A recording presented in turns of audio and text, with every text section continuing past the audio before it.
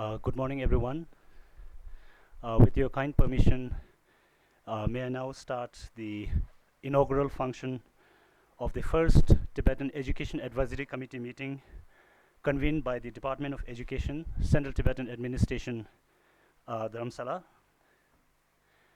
It is my great honor and privilege to welcome Honorable Sikyong, the political leader of Central Tibetan Administration, who is also the Education Colonel, Dr. Lobsang Sangay, as the chief guest for this inaugural function.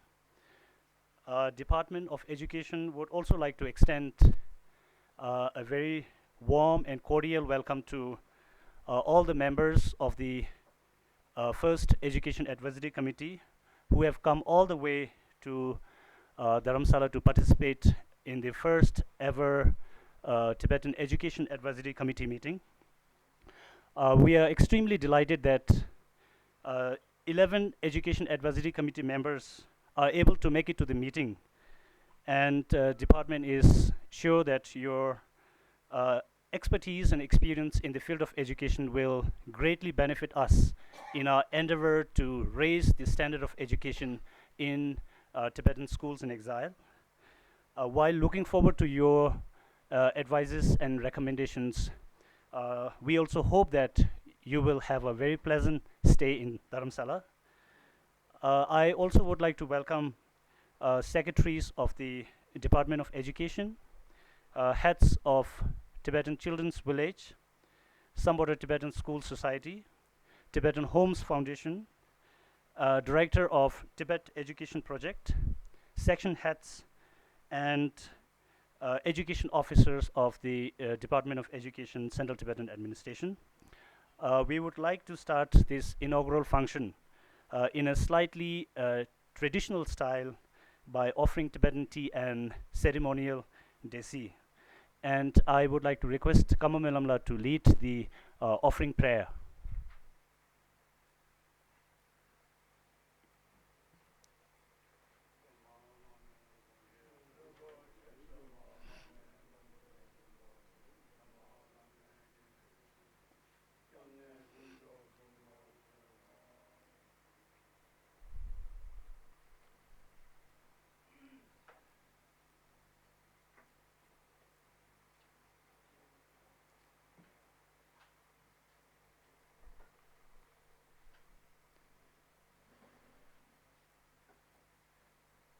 While you enjoy Tibetan tea and desi, I would like to request the Secretary of the Department of Education, Mr. Tsering, to give his welcome and introductory address. Sir, please. Good morning and namaste. Honorable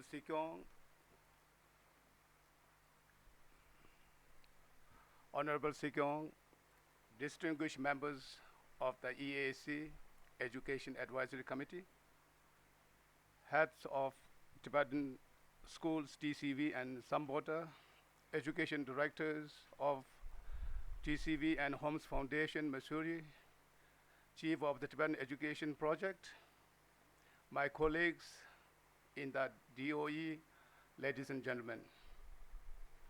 It is my great honor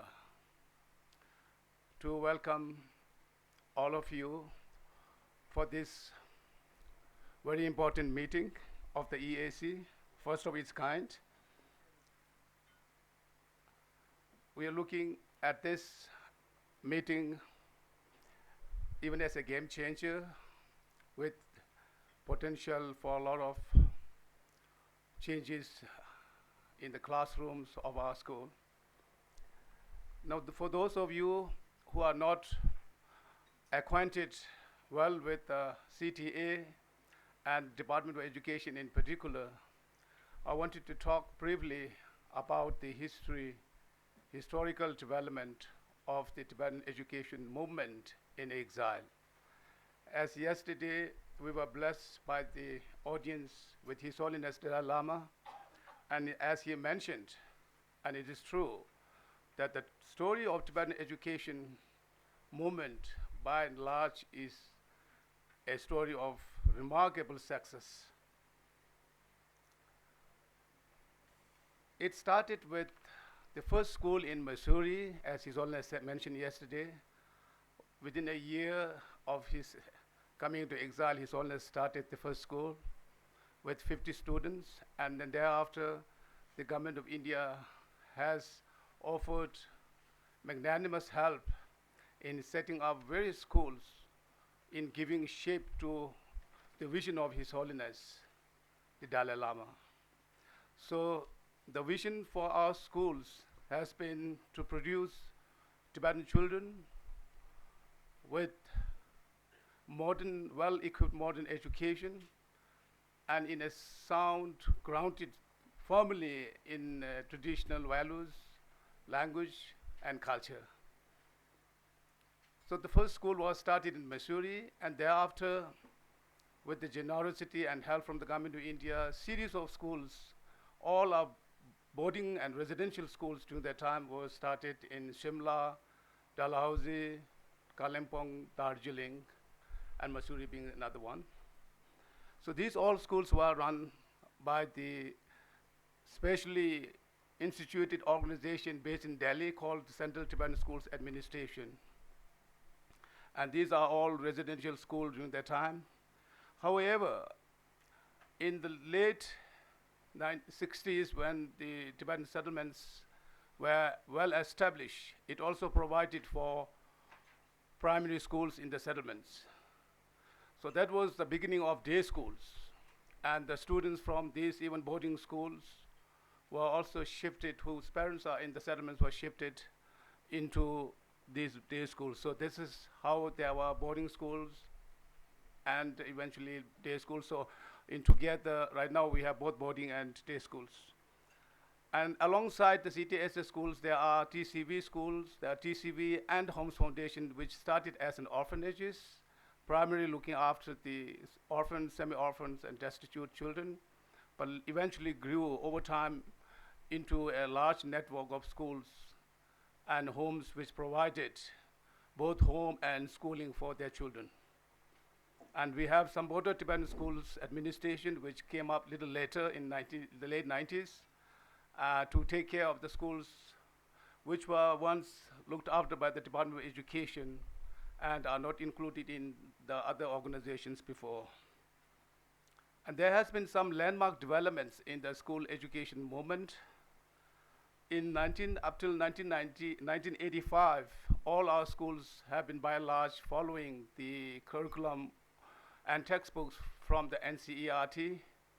However, in 1985, His Holiness has called for teaching all the subjects in the Tibetan schools through the medium of Tibetan language. So TCV was the forefront in introducing what we call as a Tibetanization, all the subjects through the medium of Tibetan language. However, there have been cases where some of the textbooks were translated and some new textbooks have been formed. So it's kind of, we've been going both some of the textbooks that are prescribed by the NCERT are being translated and some are newly prepared. And then when this, the Tibetanization program was found very successful, and other schools, including CTS schools, were included. So by now we have all the schools with the Tibetanization program going on. And then in 1991, Tibetan Charter came into being, and it also proposed to have a Tibetan education policy. And with that, in 2004, the basic education policy for Tibetan schools have been introduced. So it is right now on a kind of experimental stage, and many of you have been given the text of the basic education policy. It is, there has been some salient features, but one of the drastic sort of reforms proposed in the basic education policy is the teaching of second language only from the 4th grade. So which means all the classes we teach up to 3rd grade only Tibetan language. And there has been a school, especially a setup to experiment with this, what we call as a model school. It is in Dharamsala right now. So right now, the Sambodha Tibetan schools all have been included into the basic education policy. So we are trying with these schools how the education policy, new education policy, is whether it's working or not. And then lately, the 14th Kashak, that's another landmark, has announced education as the most important and top domestic priority of the CTA. So this has generated a lot of interest, a lot of debate, discussion, and also raised a lot of expectations from the schools. And the Tibetan, the present EAC meeting and the EAC committee is also a part of that whole interest generated as a result. So, and the Department of Education, we carry on the charges of these and then many others responsibilities through our different departments. Within the departments, like we have different, we call it different sections. So there are administration, which take care of the general project and accounts. We have academic, which includes both modern and traditional. There's a scholarship and sponsorship section, which takes care of scholarship, for instance, domestic and overseas scholarship as well, and the sponsorship for the destitute and needy children of our schools and in our families. And then we also have a guidance and career counseling section, and then there's the education council, which now takes care of developing curriculum and also textbooks in Tibetan language, including translation. There's the terminology and publication department, which takes care of coining new terminologies and at the same time preparing and publishing story reading materials for our children. So this is in brief what we do, and we hope you'll be able to actually get more information in next 2 days. And also, once again, I really wanted to thank you for coming all the way from different parts of the country, and some have even flew on over from other countries like United States and Canada. So once again, thank you. Tukjiche.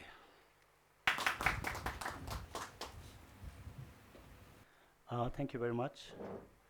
Next program is the self-introduction of the Education Advisory Committee members. And I would like to request each members to give a brief self-introduction in about 2 minutes each.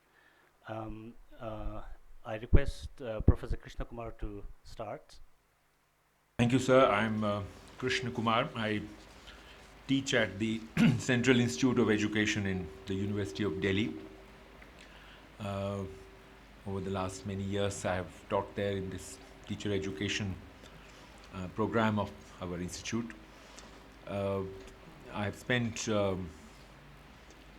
last few years at the NCRT and have been back to my institute for the last 3 years now, after serving the government in NCRT for about 5 years. Apart from teaching, I also do writing, and most of my books are in Hindi, but some are also available in English. I also write for children. Thank you. First, I would like to thank the Department of Education for inviting me all the way from California. I'm really very pleased to be here with you all this morning and as well as tomorrow. My name is Nawang Punsok, and I've been teaching in the United States for the last close to 20 years. And my focus has been in teacher education. And I feel really very blessed to be part of a very qualified faculty in my campus. And I have had a number of wonderful opportunities to visit several schools in the United States, up very close. And I've seen how teacher education works in the United States. And not only that, how the teacher education program manifests itself in the classroom practices. And then, of course, last year I spent almost close to 6 months in India as a part of this Fulbright program. And I was also very fortunate to be able to visit particularly 2 schools in as a part of my research in TCV actually. And at this point, I'm in the process of publishing my research based on my observation and classroom visitation, and hopefully it will be published very soon. And I don't know what else to say. I'm very happy to be here actually this morning. I got a little bit of jet lag, but I'm kind of getting over from that jet lag situation. And actually, one good way to get over jet lag is to start running in the morning. That's what I exactly did this morning. I made a big kora, and so I feel a little bit relaxed and happy. So thank you very much, really, for inviting me. Thank you very much, and it's a great honor and it's a blessing to be here. And I would like to really appreciate this initiative of going forward with the Education Advisory Committee. And I am Ramu Manivanan. I teach in the University of Madras. Formerly, I taught in Delhi University in Hindu College. Now, for the last 10 years or so, and I worked with translating theory into practice, and primarily in the concept of education for life and lifelong education. Besides teaching in the university, I founded 10 non-formal schools and then one formal school for the rural poor children. And now I'm in the process of setting up a very ambitious alternative university at the open university at the grassroots for the poor people, the People's University concept. And so I've also been associated with the basic education policy for the past 7 to 8 years. And I'm really happy and I feel very privileged to be part of this occasion. Thank you very much. I'm Arvind Kumar Jha from School of Education, Central University of Himachal Pradesh. As far as my professional qualification is concerned, I have acquired my Bachelor in Education, Master, MPhil, PhD, all from Central Institute of Education, Department of Education, University of Delhi. My interest is concerned, primarily I have done my PhD in epistemology, so I look at education from the epistemological point of view. At the same time, recently in 2009, one of my books has been published by Atlantic on constructivist pedagogy. So presently I am focusing how to bring constructivism inside the classroom. And more importantly, I try to look at education not from so-called practical purposes as it takes place in the different curriculums of different educational program, but as a theoretical construct too. Apart from this, my interest is in mathematics education too. And very recently at Oxford, I talked about the epistemic dimension of the creative mathematics education from the constructivist point of view, of course. And now my Vice Chancellor, Professor Furqan Qamar, has given me a wonderful opportunity to start a school of education. And with the help of my teacher like Professor Krish Kumar and others, how to bring a new insight in the field of education. So that when I was reading your report, thanks Lobsang sending me in advance, that why people are not attracted to teaching profession and how to realize people that this is the profession which makes every profession possible. Thank you so much for giving me opportunity to be here. Thank you. My name is Tsering, and I'm just passionate, intrinsically motivated, down-to-the-earth teacher. By post, I'm a principal currently working there at Selakui, based at Dehradun. And by post, I'm principal. By heart, I'm a teacher. So I was brought up in TCV since 3 years old. Since then, I finished my undergraduate there at Chandigarh. Got 2 years opportunity to study in America, environmental science. Returned back home here, Dharamsala, continued serving TCV family. Until now, I'm serving there. My passion, despite, in addition to teaching, it's acting on the stage, walking in the nature, and of course playing musical instrument. So it's great honor to be here with all the luminaries and visionary educationists here. And I, great aspirations to gain lots of informations and knowledge from you so that I can go back and share with my staff and students. Thank you. I'm Kamala. Thank you to whoever invited me to this. I'm very grateful to you. I'm a bit nervous. I feel I'm in a galaxy of stars and I'm like a dwarf in this place. I'll just tell you a little bit about myself. I teach at a small school called Center for Learning. It's outside Bangalore. I've been there for about 18 years. It's an alternative school. It's a teacher-run school. And also it's based on the principles of J. Krishnamurthy's teachings about education. I also did a PhD in educational psychology many, many years ago, but I've continued to be a student of psychology for all these years. And what I have tried to do is to bring my understanding of that discipline in a form that will be usable by teachers. And in that spirit, I wrote a book recently, but I do keep writing and giving workshops with this aim in mind. Thanks again. I'm Thalam D. Changra, and at present I'm working in Central School for Tibetan Mongol in Karnataka State. I've been working in a Central Tibetan Schools Administration as a principal for 23 years, and 12 years as economics PGT, and 2 years as a primary school teacher from 1975 onward. And during this 37 years of service in the Central Tibetan Administration, I had the privilege to serve in different corners of India. And I truly enjoyed and should say that I have come to the right profession. And this 37 years, it's like a dream, fully immersed in doing whatever little I can do for the cause of Tibetan children's education. And I'm truly feel I'm happy and privileged to be part of this Education Advisory Committee meeting. And hopefully, I'll be able to contribute in a small way to make Tibetan education more vibrant and our future seed of Tibet really a good human being and educated in true sense as per wishes of His Holiness. Thank you. Distinguished members of the podium, fellow board members, and other attendees. My name is Sampe Dorje Lalongpa.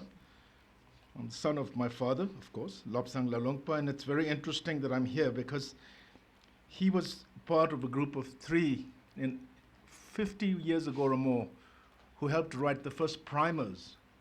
Because don't forget, in Tibet we didn't have mass education, and so when we became refugees in India and had to set up these schools, there was a need for such basic things. And then Kongo Kundaling Zasa formulated a group. And even as a child, I saw the work happening on our kitchen table many nights as the first primers were rolled out. So it's really fitting that I'm able to make a minor contribution. I just want to say that I'm not an educationist in the same way that so many of our colleagues here are, but I'm actually an education manager. I've worked for the UN, for UNICEF for the last 23 years. The other thing that fits me to be here is that as a child, up to the time I was 12, I had been to 7 schools. I was a very active child, and the schools used to run out of patience with me. And I had to shift constantly until I went to Rishi Valley. And I think it's one of those life-changing moments. So there, it engaged me in a way that I had never been engaged, and it engaged all my faculties. And I think it put me on a path that otherwise I think I'd just been a very unruly person.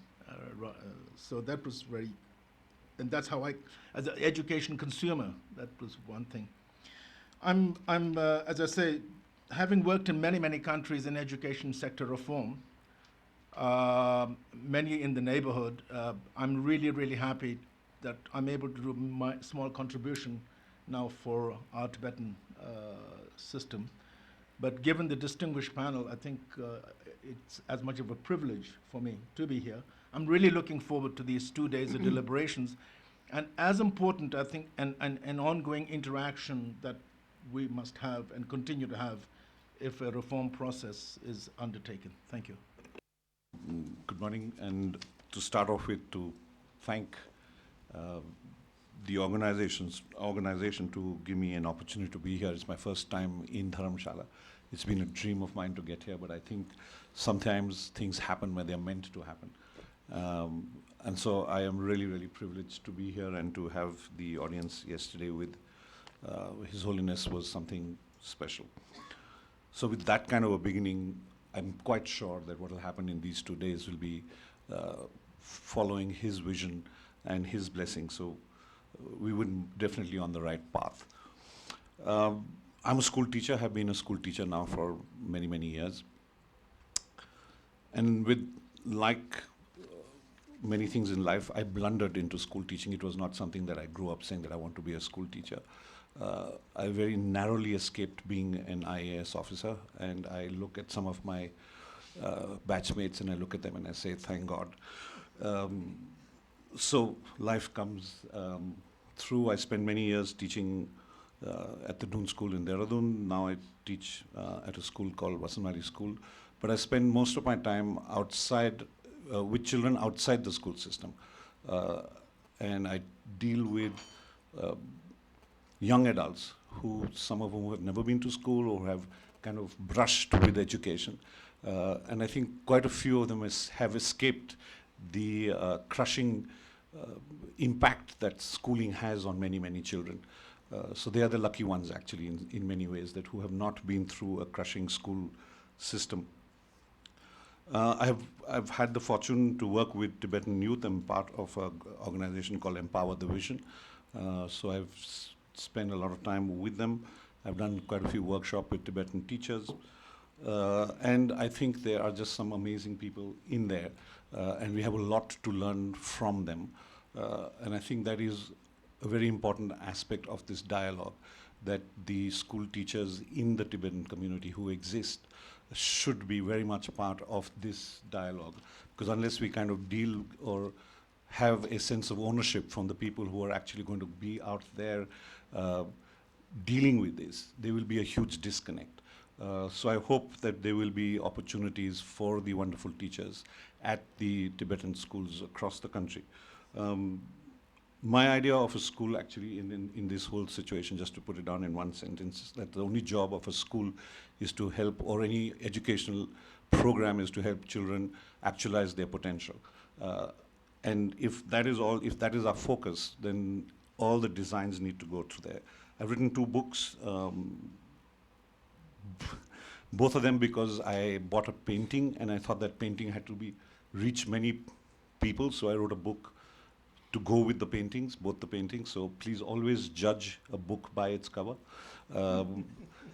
That's a crucial situation, and I just want to thank them. In these 2 days, I hope to learn a lot from the experiences of so many people across the table. And it's a privilege, and I want to thank you again for having me here. Thank you. My name is Furqan Qamar. I'm presently Vice Chancellor of a new university that is coming up in Dharamsala, called Central University of Himachal Pradesh. Compared to each one of you, perhaps I'm the most ignorant on the subject matter of discussion in this advisory committee meetings. In fact, one aspect where I could have been of some use, that is higher education, but that is slated as subject to availability of time. So maybe in the next meeting I will have something to say about. Presently, as I said, that we are in the process of establishing this new university. It's a huge challenge for us and also a great opportunity. We are trying to learn from many different experiences and experiments and trying to give shape to this university. Amongst other things, we have also started a School of Education, and Dr. Arvind Jha is here. And we are working about the details as to what we ought to do with this school in this university. Anyway, the Central University could be of help in your initiative of quality improvement in school education. I think the School of Education in the Central University would be most willing to come forward. In the process, we would also want to benefit and learn from your rich experiences, not only in the school education, but also in higher education and number of other policy initiatives that you are taking and you have already taken. Thank you very much for giving me the opportunity. I see it as a learning opportunity for myself. Thank you. Good morning. I am Sikyong Samden, Vice Chancellor of Central University of Tibetan Studies.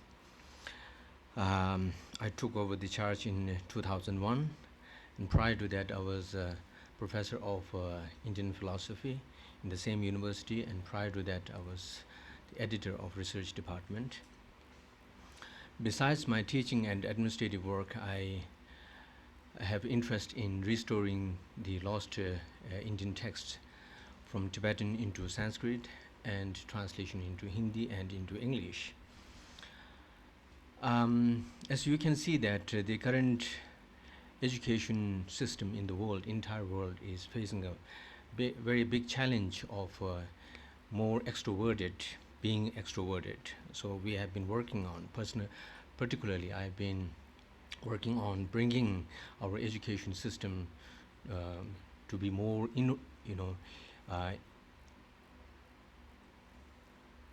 instead of being extroverted, introverted, to make it more introverted. And in my own university, we have tried to bring back the ancient tradition of Nalanda, Vikramashila and Takshashila by having dialogue with the non-Buddhist Indian philosophical schools like Vedanta, Vaisheshik, Nyaya, Jaina and things like that, which was also presided a couple of times by His Holiness the Dalai Lama himself. And this has been a tradition of ancient India, which was maintained by Nalanda and those great monastic universities.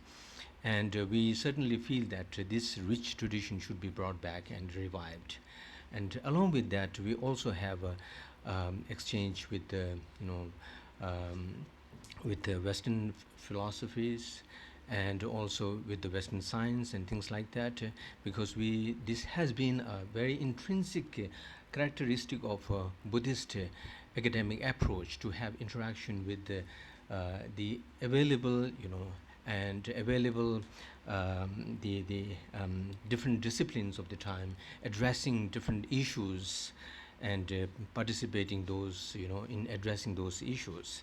So we have been very much focusing in developing the modern education system with the intrinsic value of ancient tradition, and I have the privilege of engaging into this kind of exercise in collaboration with many of the Indian universities and also with many of the foreign universities, and this has been quite challenging. At the same time, something that that we can see that it makes some contribution to the current education system. Thank you. May I now request our chief guest, Honorable Sikyong, to kindly address the gathering. Everybody, in the presence of luminaries and scholars and educationists,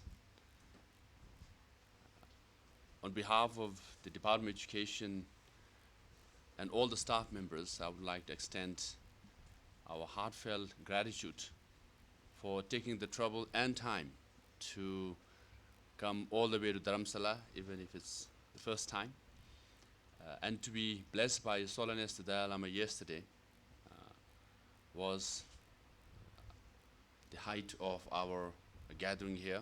And with his blessing and his advice, and as per his vision, we hope that the next 2 days will be inspiring, exciting, motivating. Maybe there might be an element of scare as well, that how bad we are or what are things we need to do as well.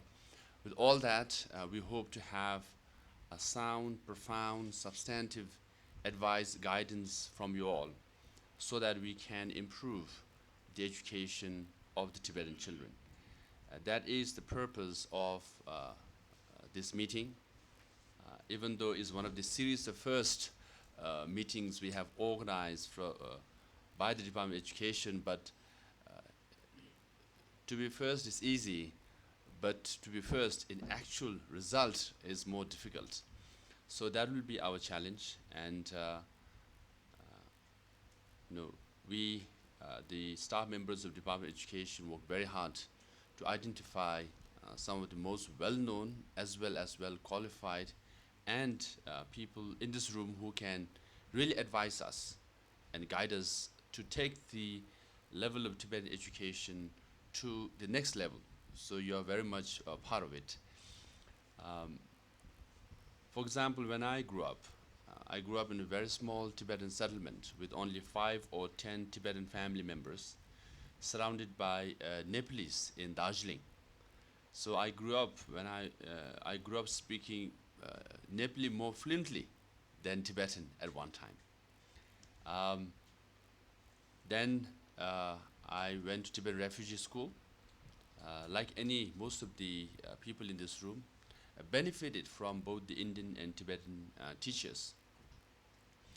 And then to Delhi University, to Hansrajan Campus Law Center, then to Harvard Law School, where I spent the last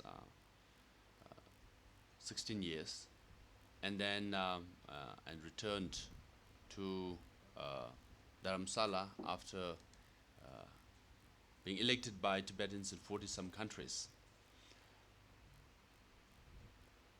And then the number one priority of this administration is education. This we felt it to be very important, mainly because we have been exiled for the last 50 years. Of course, we all should strive to return to Tibet in the next 5 years. Having said that, we have to lay the foundation, strengthen the foundation, and sustain the Tibetan cause for another 50 years if need be. Hence the question, how do we go about doing it? Where should we invest our resources which will have the highest return? And it's just common sense, education. If we invest in education, if we invest in human resources, then the perpetual return is much higher. So that is why we have regarded and invested in and making efforts to improve the education. On the one hand, we have done relatively well. Thanks to Pandit Jawaharlal Nehru and His Holiness vision, we have established separate Tibetan schools for Tibetan children. The net result is, for example, the literacy rate is of Tibetans in exile is around 84+%, which is higher than host country, maybe even Nepal or Pakistan or Bangladesh. Also, the literacy rate compared to Tibetans in Tibet is far higher. So there are some accounts as to the literacy rate of Tibetans in Tibet could be anywhere from 40 to 50%, some even low as 30%. But whatever the number we have seen, we are far higher. In that sense, we have done relatively well. But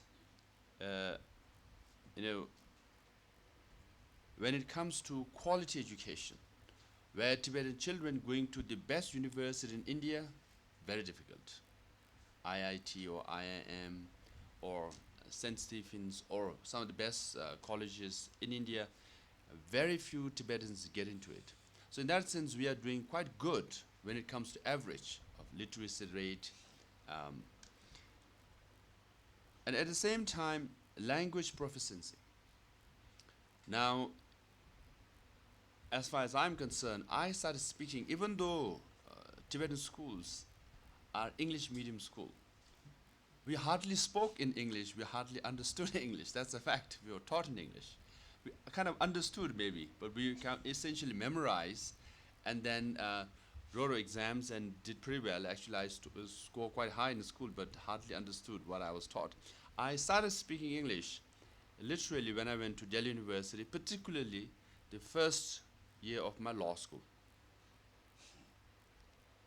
So our language proficiency, even though we are average in Tibetan, we are average in English, and we are average, maybe below average in Hindi, because we are taught till class 8. But then at least during our time, we were not good in either or all the languages. So how best to improve language proficiency is very important. Having said that, we have this underlying challenge that we are Tibetan, and UNESCO, as per UNESCO guidelines, the mother tongue is the best way to teach children. If you follow that guidelines, then we should have Tibetan as the medium instruction from kindergarten all the way to high school. But then we are in India, and the Indian university level and medium instruction in English. So how do we balance the two? Hence, so far we have come up with, and here Ramuji was involved also in the basic education policy, where we teach from grade 1 to 5 in Tibetan language. Now the challenge and the question remains, can we scale it up to, to the middle school level or not, and to the high school level or not? If we do, what happens? Because after that, you have to join Indian universities where everything is taught in English.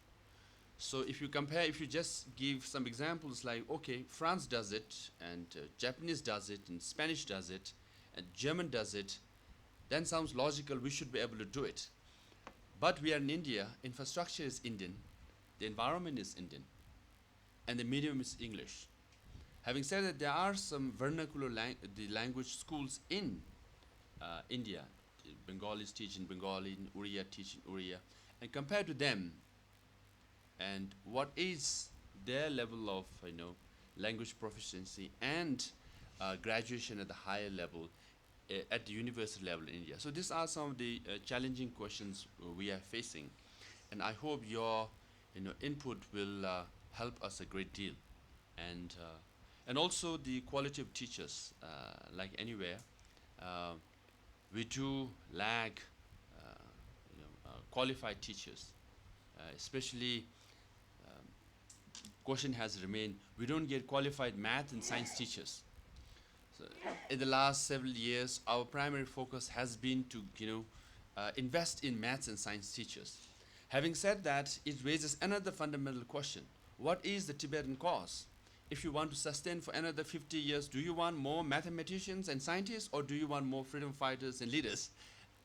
And if you're focusing from the political aspect point of view of Tibet cause, then we need more leaders. Then to have more leaders, I think we need more people who are qualified in political science and international relations and law. Then these are some of the questions being raised. So, and then if Tibetan cause is to sustain for another 50 years, what kind of teachers we need to groom? How can we train them? So now if you look at the brochure, I think there's more cognitive intelligence aspect of it. But then now the recent discourse is on, the emotional intelligence and social intelligence. If that is the case, when you talk about quality of education, where we should focus on, I think Tibetans should be naturally grounded on emotional intelligence and social intelligence, perhaps an emotional intelligence, but perhaps we are not aware of it. Maybe your advice, your expertise can help us, make us aware, and how we can use necessary tools to make our Tibetan children, qualified or grounded in all intelligence. Now, school management. Now, in the some say they are more administrative head. Now, how can we convert them from administrative head, focusing solely on administration, to education head, so that they are, whatever they decide will be deciding on the basis of improving the education. So these are the questions we face, and from the sitting arrangement, I think it's a bit unfair. We think, because we are three administrators sitting on a higher pedestal than the educationist experts, sitting that way, but this is, I think no one is to be blamed. This room is for a press conference. So that's why we have a small, stage here. That's why the sitting arrangement. Otherwise, we should be sitting at the back side and receiving and consuming and taking profound wisdom and knowledge and guidance from you all. So we are very, very excited and happy because, as I said, of course, we must have a goal to return to Tibet in next 5 years. But at the same time, keep building our foundation and strengthen ourselves, and so that we can sustain it for another 50 years. In that sense, education is the most significant aspect of the Tibetan administration. Because what he said was essentially all our technology in Dharamsala is compromised. And then one thing he said was, if one computer or one phone is compromised, essentially whole Dharamsala setup is compromised. So I think his prediction is coming true. Only my microphone is making this funny noise. So whoever's doing it, they're quite good,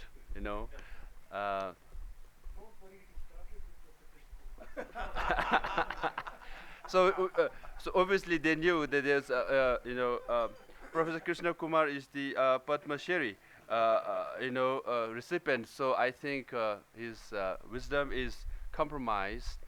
Then perhaps it will dilute our conference as well. But we are taking good notes here. So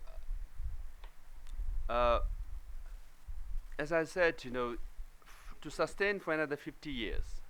In that sense, education is the most important priority for us. In that sense, Tibetan children also have extra burden and extra responsibility and extra opportunity, because not only they have to think of learning something in the classroom, not only have a career, but look after their parents as well as the Tibetan people and the Tibetan cause. In that sense, Tibetan children are expected to be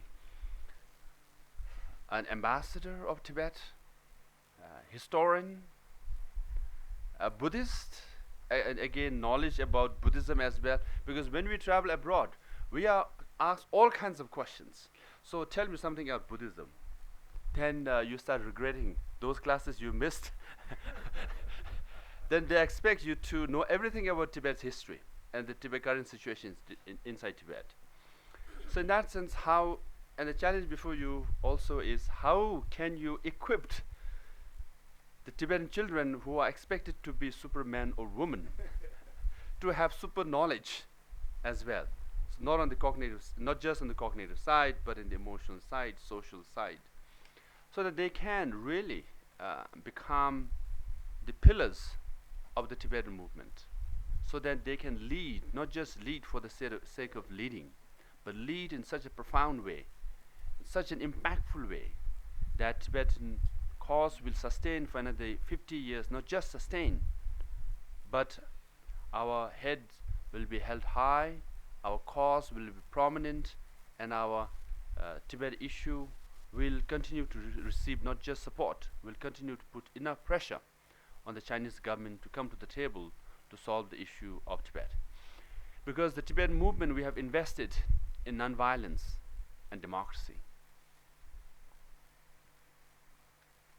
And based on Indian model of Gandhian ahimsa, and democracy also based on Indian model, but we have improvised it and we have improved it a bit. I was just sharing a story that during our election, we had one debate here in Dharamsala, me and a colleague of mine, a good friend, Tenzing Tedongla. The next day we had debate in Delhi. So organizers and the two of the candidates looked at each other and said, what do we do? Okay, we take taxi together. So we took taxi together, organizers and the candidates together, one taxi, drove all the way 12 hours to Delhi, reached Majnugatila. And then the Tibetan way of organizing is always quite laid back, and they were looking for hotel rooms as we reached Majnugatila at 2 a.m. in the morning. Finally, they found one hotel, and they got 2 rooms. And we looked at each other, just slept, shared one room with 2 candidates and the other room with 2 organizers. So we had good breakfast together, and we had good debate, and had good lunch together, and gave each other campaign tips. So in a way, we have adopted Indian democracy, but we have improved quite a bit. So our prescription to Indian politicians is to share taxis together and hotel rooms and breakfast together, and Indian democracy will do fine. The point I'm trying to make is that we are very grateful to the host India and the great people of India for giving us so much and allowing us to remain in India, because the largest number of Tibetans are in India. The Tibetan administration is based in India. Other than India, I don't think of any country who will allow us to do things that we do here. So in that sense, we are extremely grateful to the people and government of India.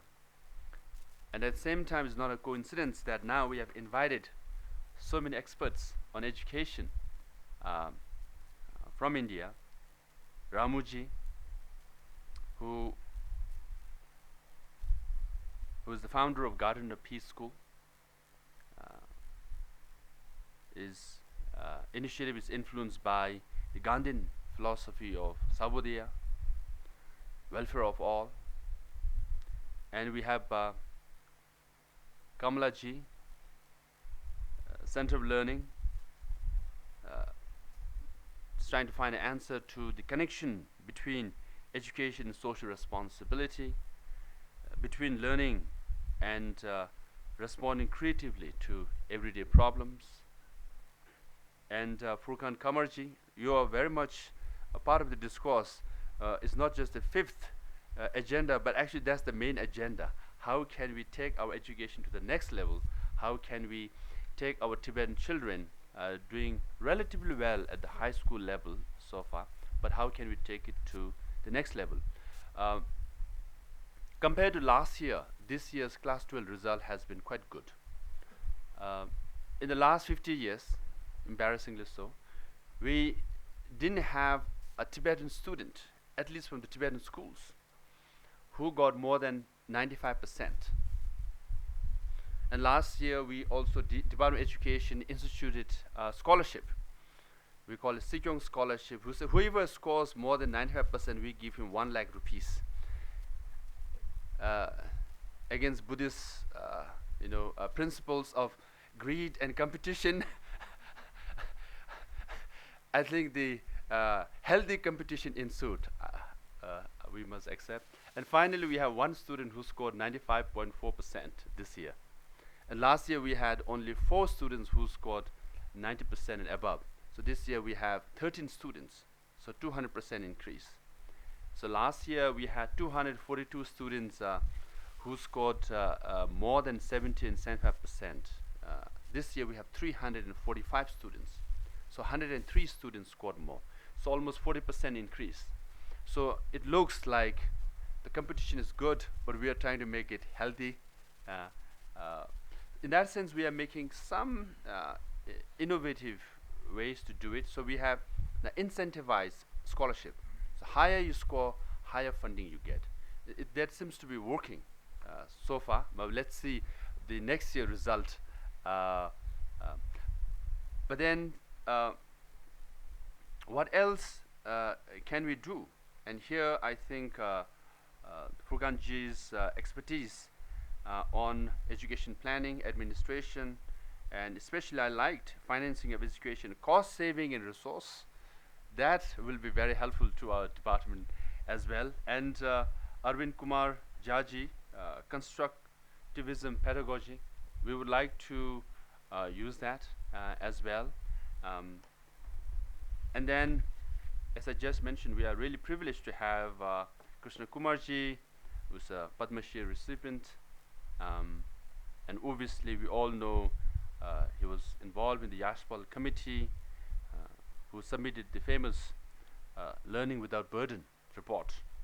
And I think whether the committee or the Professor Krishna Kumarji, who also is quite critical of commercialization of education in the form of coaching institute. So having said that, we must confess that to improve our class 11 and 12 results, we do hire some coaching institute. But if you can give us guidance as to how best we can do, if there's some good guys and the bad guys, so we'll definitely follow your advice. And Obis Arun Kapoorji was in Valley and has a program with Envision, and this time it's 16 Tibetan students and 16 Indian students have come to Dharamsala to be together for a certain period, so they learn from each other and learn about Tibet as well. And then in the mix, we also felt that we should have our own Tibetans who have made it all the way as far as both now from yesterday's discourse with the solids, both in the academic field and in the education field. Professor Geshe Ngawan Samdilla, who is also a Padma Shri recipient, Vice Chancellor of University, Central University of Tibetan Studies in Sarnath. Professor Ngao Phingzola, who studied in Tibetan Refugee School and is a professor in the University of California, and Thalam Domala and Duk Tsering, who both shared with you, both grew up as a teacher, as teachers, then went on to become principals, not just principals, now very successful principals. So when we talk about Tibetan schools, we always say you should go to TCB Selekui if you want to see successful results. Or we say Thalam Domala CS2 Munkot, she has one of the largest number of students and added programs. So we are very happy that two of them are here. And then Sambel Halungbala, who grew up and then went on to become a very successful education administrator or program manager. So he's the troubleshooter. He's the troubleshooter. Wherever there's trouble in education is concerned, he just spent 8 weeks in Haiti and solved the education problem in Haiti.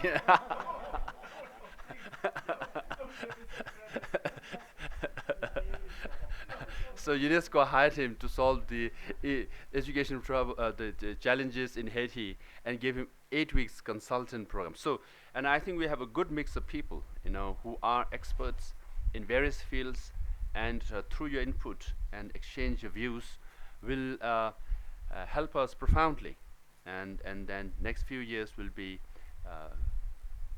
very helpful, and at the same time will keep us very busy.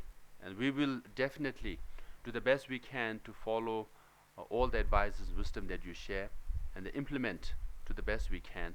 And this friendship and relationship will continue. We hope that this is first of the many meetings where your input will be sought, and we will continue the relationship. With that note, I once again invite you to Dharamsala. When I say good morning, it's literally good morning, because in the afternoon it will be a little humid in this room, because this is a soundproof room. That's why it's airtight.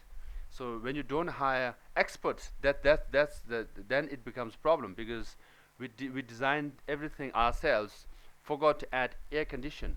So that's why for the education also we didn't want to do ourselves. That's why we thought we should have experts at the beginning of the administration, so that we are guided properly, and then through your guidance and expertise, we will do very well, because Tibet is in a critical situation, and the civilization is at stake, Tibetan identity is at stake, and Tibetan cause is at stake.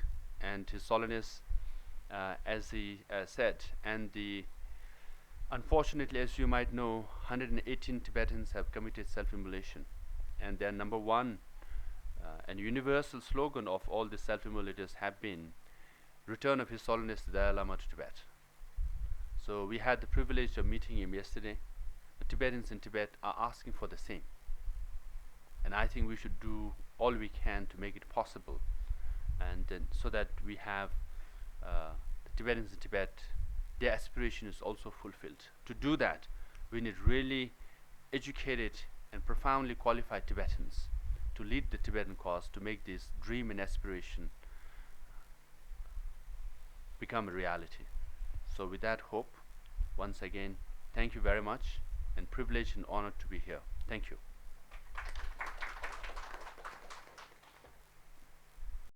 still fresh in our minds, and I think it shows leadership quality of the organizers immediately. And as we saw, delegate.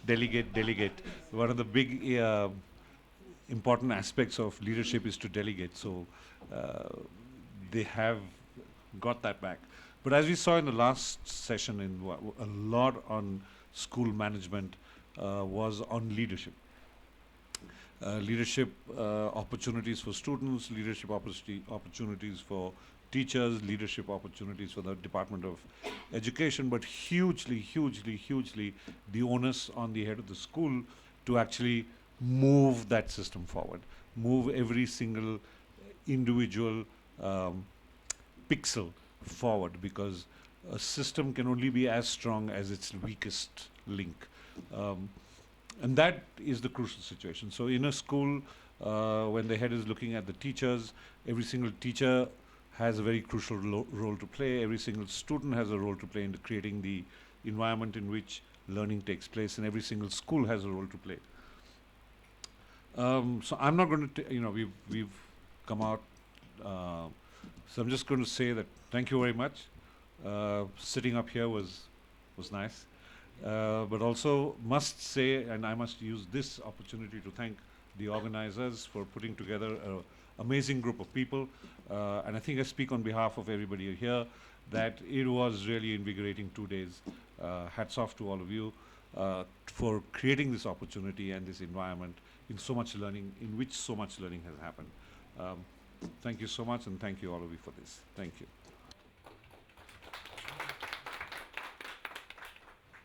We are almost coming to the end of this first Education Advisory Committee meeting. And personally, for the last 2 days, I feel I learned a lot.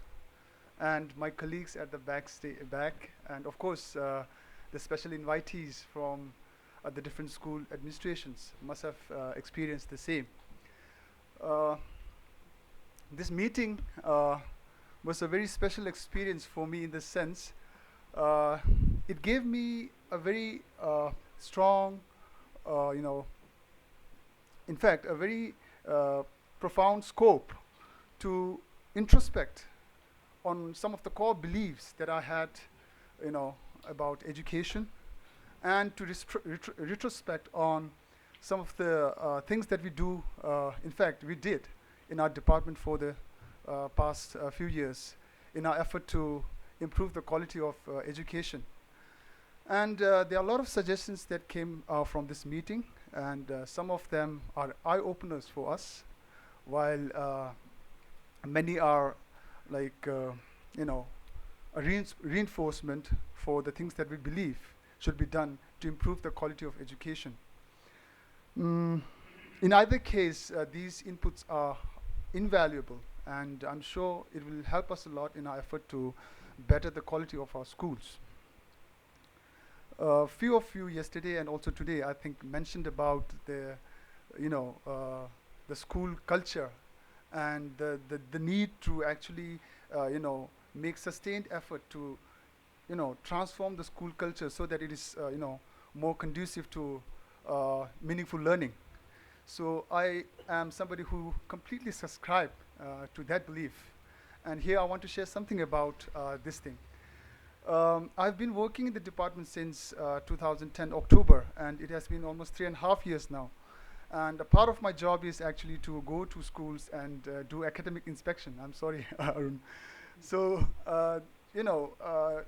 visiting schools across India and then, interacting with teachers and children,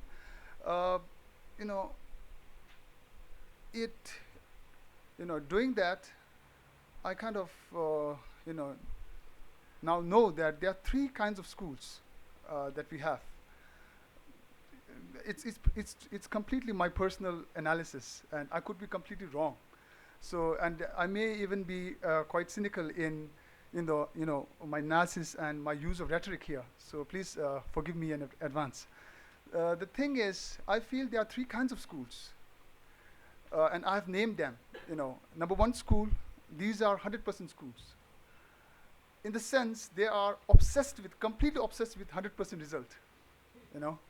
So the moment you enter these schools, the teachers and the administrators, they will show you the last year's CBSE result.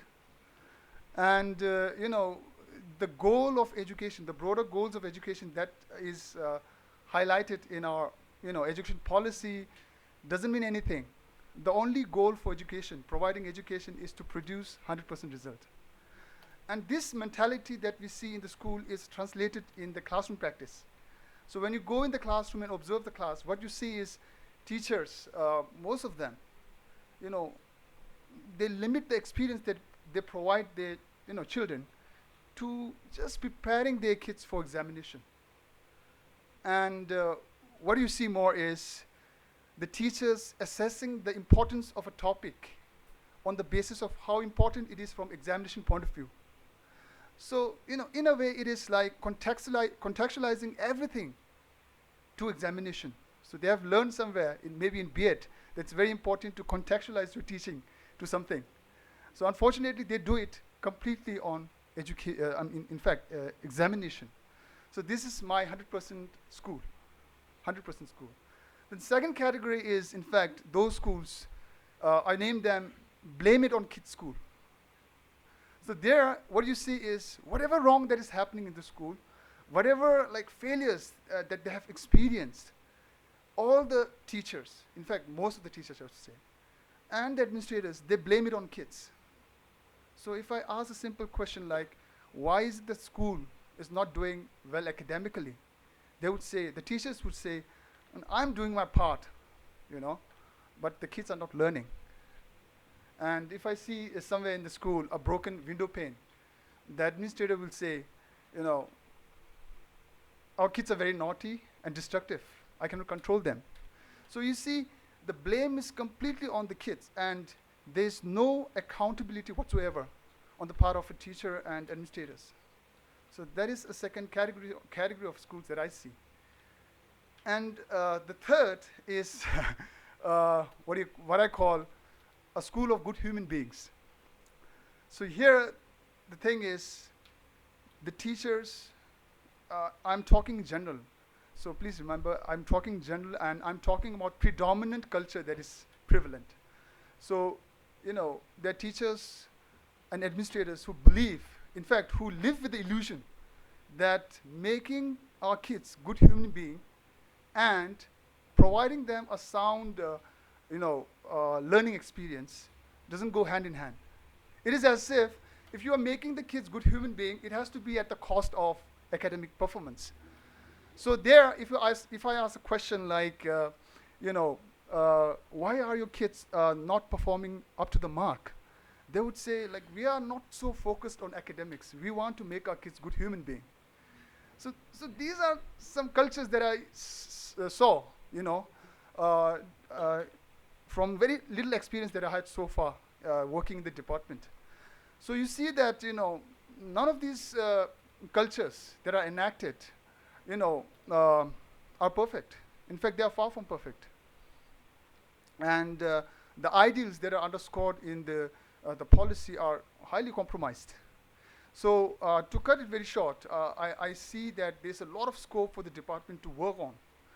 We have a lot of work to do, and I and my colleagues there, and in fact the entire team of the department headed by the dynamic leaders, Sikyong and two secretaries, will assure you that we'll do our best, keeping in mind your advices, your suggestions. We'll try our best to bring out a positive change, to be able to provide an education that is holistic, the one that is having capital W. So with this assurance, I would like to request our secretary, administrative secretary, Mr. Togge Silna, to deliver the word of thanks. Thanks, Dilek, to all of you. So at the end of this program, I don't want to say much because it will be a repetition. As our education officer, Mr. Jelzin, has already said, some very important points. So now I would like to thank all the members of the first Education Advisory Committee who have come here for the first meeting and have participated actively and deliberately to make this meeting meaningful and successful. So thank you all the members for your participation. And then we have few school heads here. Mr. Samang Yishe, the president of the Tibetan Children's Village, and then Mr. Kama Chungda, the director of the Sambodha Tibetan Schools Society, and then Mrs. Sonam Dolga, the director, education director of the TCV, and then we have the Mr. Pasang Tundup, the education officer from Tibetan Homes Foundation, and then we have Mr. Boff Angerson, who is the chief of the Tibetan Education Project, which is funded by the US aid. Besides the section heads of the Department of Education as an observer, I also like to thank them for their participation and also attending this meeting very patiently. So finally, we hope that your stay in Dharamsala has been very good for you, despite of this long hectic meeting. However, I also want to apologize for any shortcomings that you felt in our arrangements. So with these words, I humbly thank you once again for coming to Dharamsala and making this meeting from impossible to possible. Thank you very much.